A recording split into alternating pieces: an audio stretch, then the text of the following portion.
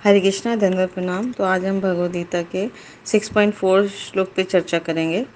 यदा हि नेन्द्रियार्थेषु न कर्मस्वनुषज्यते सर्वसंकल्प सन्यासी योगारूढ़ तदोच्यते। जब कोई पुरुष समस्त भौतिक इच्छाओं का त्याग करके न तो इंद्रिय तृप्ति के लिए कार्य करता है और न सकाम कर्मों में प्रवृत्त होता है तो वह योगारूढ़ कहलाता है। तो श्री पापा जी यहाँ बहुत सुंदर समझा रहे हैं कि कोई पुरुष है, यानी कोई व्यक्ति, अगर उसको भौतिक इच्छाओं का त्याग करके अगर वो कोई इंद्रिय तृप्ति का कार्य नहीं करता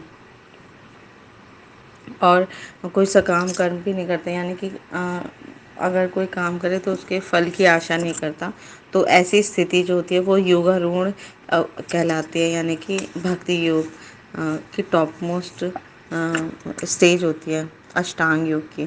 तो जब मनुष्य दिव्य प्रेम भक्ति में पूरी तरह लगा रहता है, यानी कृष्ण भक्ति में ही संलग्न रहता है, तो वो अपने आप में इतना प्रसन्न रहता है कि और इस तरह से वो इंद्रिय तृप्ति और सकाम कर्मों में प्रवृत्त नहीं होते, यानी कि अपनी स्वयं की इंद्रिय तृप्ति में वो नहीं उसकी इच्छा नहीं होती। वो सिर्फ और सिर्फ भगवान कृष्ण की प्रसन्नता के लिए कार्य करता है।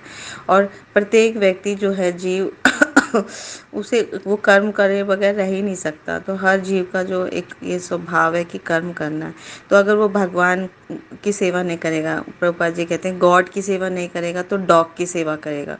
तो इसलिए बेहतर है कि अपना जीवन सफल बनाने के लिए हम गॉड की सेवा करें, कृष्ण की सेवा करें। तो कृष्ण भावना भावित व्यक्ति जो होता है वो सब कुछ भगवान कृष्ण की प्रसन्नता के लिए करता है।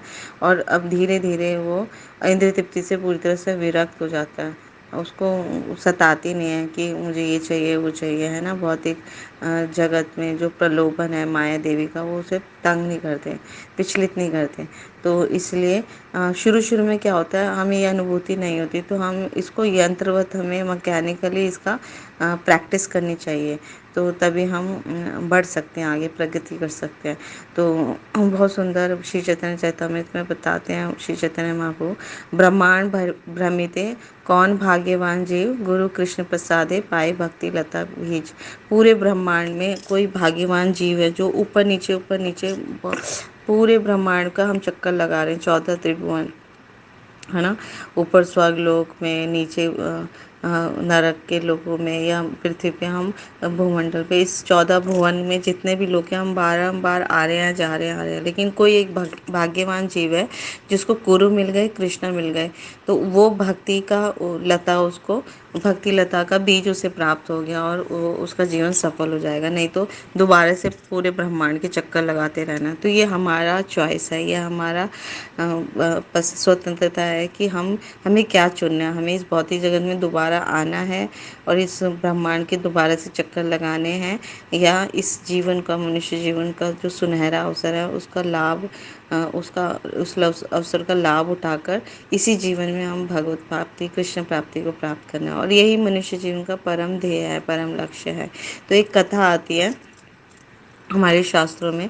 तो दो राजा थे, क्षत्रिय राजा थे, बड़े बड़े, आपने नाम भी सुना होगा, भर्तृहरि और गोपी चंद। तो इन्होंने अपना राजकाज सब कुछ छोड़ छाड़ के सन्यासी वेश धारण कर लिया था। लेकिन अभी इनको अंदर इंद्रिय तृप्ति की लालसा खत्म नहीं हुई थी। करते तो थे भक्ति, पर अभी मतलब पूर्ण रूप से विरक्त नहीं हुए थे। तो एक बार ये नदी में स्नान करने आए और पेड़ की जो खूंटी होती है, डाल पे अपना एक थैला डाल दिया गोपी चंद ने। तो भर्तृहरि आए तो वो थैला उठा के अपना थैला टांग दिया। तो इसी कारण से उनके बीच में झगड़ा हो गया।